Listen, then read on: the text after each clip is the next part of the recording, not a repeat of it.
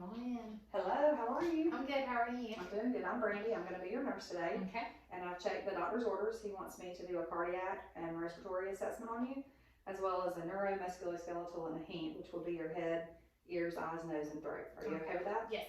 Okay. Hand hygiene, privacy for the patient. All right. What is your name and date of birth? Corinne Wilkinson, July 15th, 1984. All right. You are who you say you are.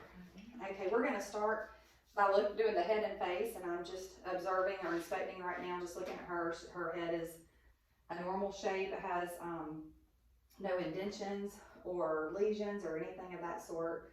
Her ears are a normal shape. They're not abnormally large or small, and they're in line with her, at the apex of the ears in line with the middle, right here with the eyebrow. I'm looking at her nose. Her nose is midline. It doesn't have any deformities on it. Her lips are pink and like a normal color.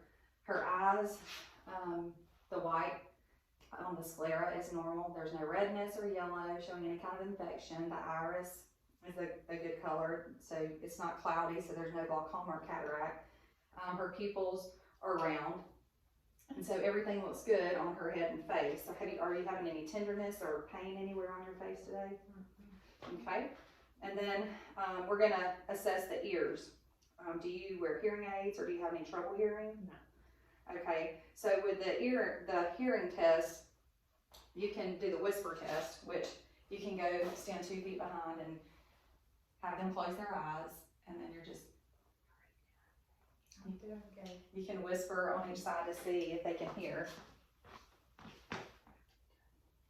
Doing good. So she can hear, so she's good on both sides.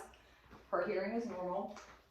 Oh, and then on her head, I meant to mention it's normocephalic, which means her head is a normal shape. It's not too large and not too small. The eyes, just looking at her eyes, like I said earlier, both of her pupils are round and of equal. They're both equal. One's not bigger than the other one. So do you wear glasses or contacts? I do not. Okay, and to do the eye test on her, it's going to be a pupillary reaction. So you're just going to take the pen light and going to shine it directly onto one eye. So that's going to be the direct light, and the eye that does not have light, we're going to see if it has a consensual contraction, which would be 50%, where the direct light's going to be 100% constriction. And you're coming from the side of her head and have them look straight ahead. And you can see that this eye here that I'm having direct light in had 100%, and this one's consensual with a 50.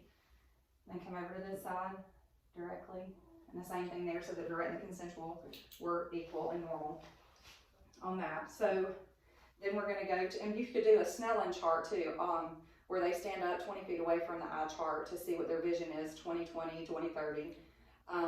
And what that means is 20 is the distance they are from the chart, 30 would be what a normal person would see at 30 feet on that chart. Correct. I provide accommodation. Yes. And then we have the eye accommodation too, which is where you're gonna see if their pupils constrict for distance. So I'm gonna place this pen in front of her, and I'm gonna go straight towards her and have her look at the pen.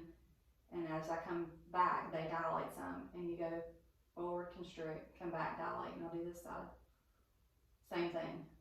So she has accommodation. So when you document that, you're going to put it as PERLA, which the pupils are equal, round, reactive to light, and they accommodate.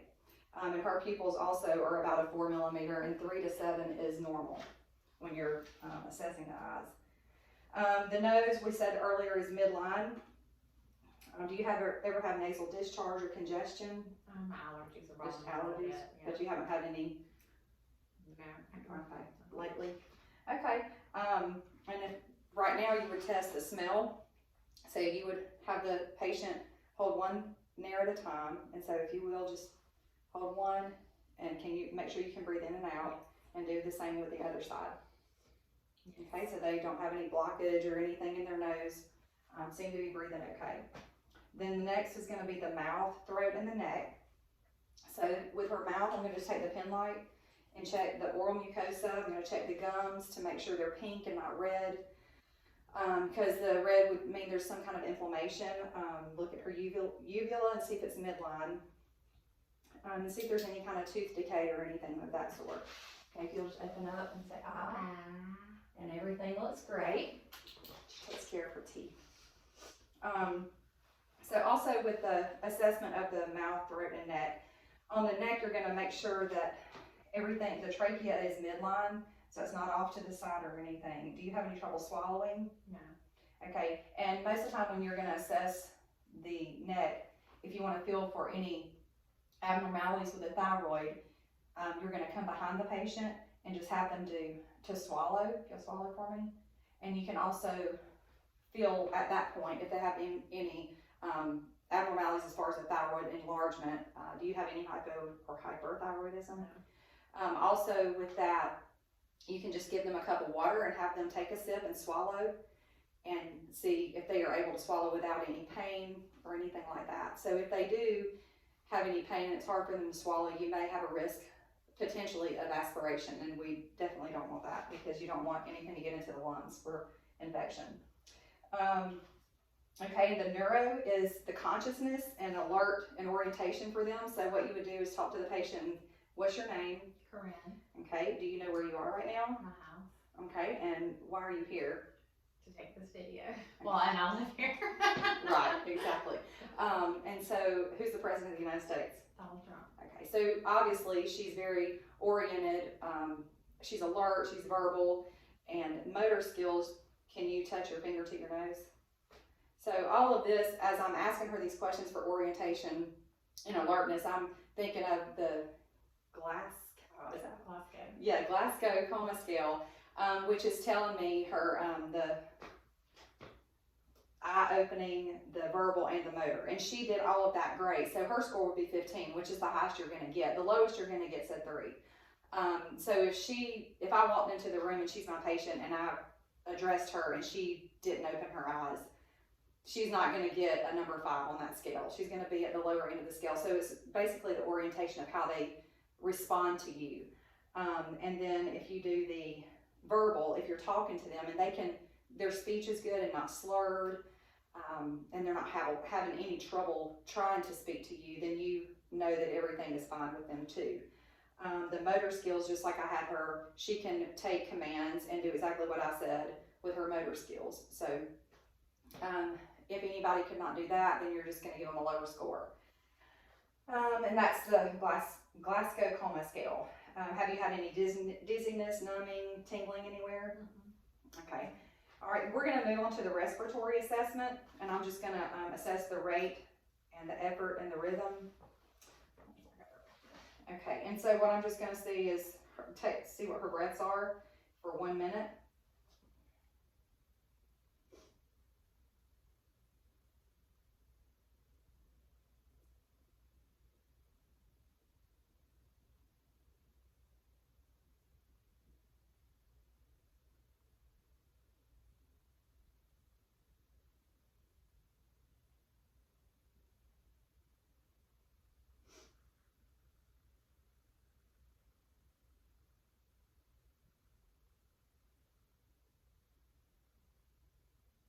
Okay, and I did it for 30 seconds because I can see that she has normal breathing right now.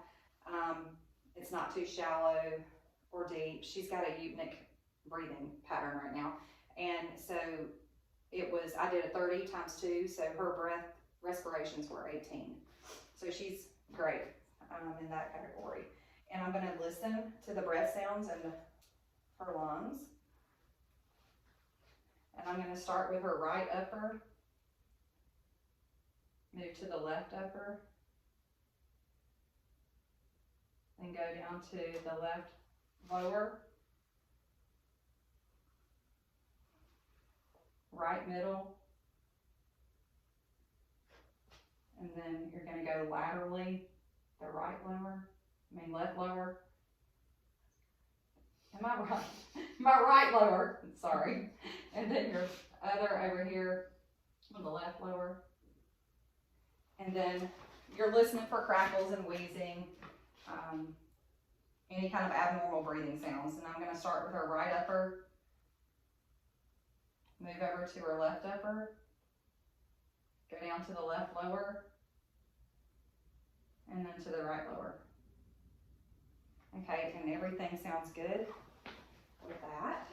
All right, and have you had a cough or anything? Okay, well, and if she did have a cough, I would go ahead and educate her on the turn, breathe and cough, cough and breathe, to try to loosen up all of that mucus in her chest and try to get that up and out and get that moving around. And also the incentive spirometer, let me say that, which is going to help with lung expansion. So the next thing is going to be, have you had any shortness of breath though? Okay, or breathing problems at all? Okay, everything sounded good on her. The cardiac assessment, we're going to look for jugular vein distension, have the patient lean back 45 degrees and turn your head to your right, then turn your head back to the left. I don't see any jugular vein distension, so she's good on that. We're going to take the bilateral pulses. We would do the radial pulses, and both of them are a +2. So they're both good, strong pulses that I can feel there. And then let's see, the capillary refill.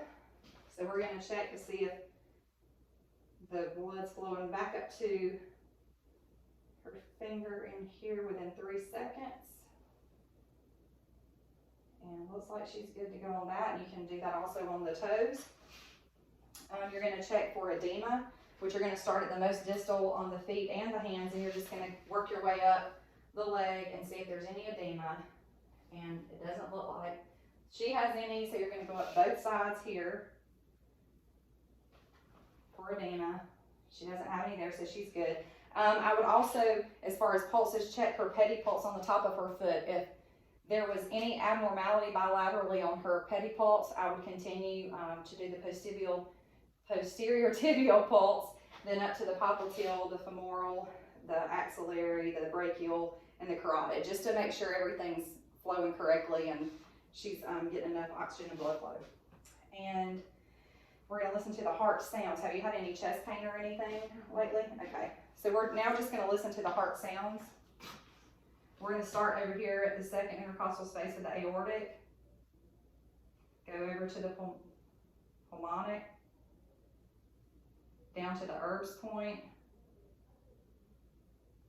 tricuspid, and then you're going to go over into the mitral valve, which is where the apical pulse would be. And if you needed to get a better pulse rate, you could check it there. That's the PMI.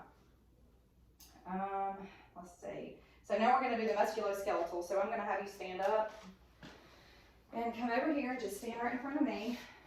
And then I'm going to come right here behind you so I can watch you. All right, and take about 5 or 6 steps that way and turn around and come back. And I'm looking at her gait to see if she's swaying or off balance, and she's walking normally. She doesn't look like she's got any kyphosis, is that what you said? Kyphosis or scoliosis. Her spine looks midline normal. And then I'm gonna have her do what I call a tandem walk, and that's just gonna assess her balance and coordination. So what I'm gonna want you to do is put one foot in front of the other, heel to toe, and take about 5 steps, and just make sure you stand close to the patient in case they fall or want to start falling. You can catch them, okay? And she does well with that. You can do the Romberg. You can have them face you. Is that how you said it? Mm-hmm. Yeah. Hands by their side, close their eyes, and make sure you place your hands gently on their shoulders and have them close their eyes for 20 seconds. And you put your hands there so they don't fall or start swaying, and she's doing good with that, so you're good. That's just another way to check the coordination and balance on that. So then we're going to do some range of motion on the upper and lower extremities. I'm going to start with the elbow, and so I'm going to have her do a flexion. If you will flex your elbow and extend, and then we're going to do it with, and make sure you hold on to the joint. We're going to do it with resistance, okay, flex, okay, and extend. And then you're going to come over and make sure you do it bilaterally. All right, so flex your arm and extend it, and since she can do it by herself, and then with resistance, you for sure make sure you hold on to the joint that you're working with, okay, flex and extend, okay. And then we're going to do the wrist. So we can you flex it for me and extend, and then hyperextend. Okay, and then we're gonna do flex, extend, and hyperextend. Very good. All right, this side, flex, extend, hyperextend. Okay, and with resistance, flex, extend, and hyperextend. All right, and I'm gonna go on down into the lower extremities because we just worked the elbow and the wrist. So we're gonna work the knee now. If you would flex your knee, flex and extend. Okay, now flex. Whoops, I'm putting my hand there. Make sure you put your hand on the knee when you do this, and support the joint. Flex and then extend. Okay, and I feel a little bit of crepitus in there. She's better off than I am. Sounds like. All right, so flex and extend, and flex and extend. Okay, and I'm going to do her ankle. I know you can't see me. I'm going to have her do a plantar flexion, where she's going to go down with plantar, and the dorsiflexion, where she's going to come up. And I'm going to support her ankle while she does that for the resistance. Okay, so plantar flex and dorsiflex. Okay, she's good on that. Now flex, plantar flex, and dorsiflex.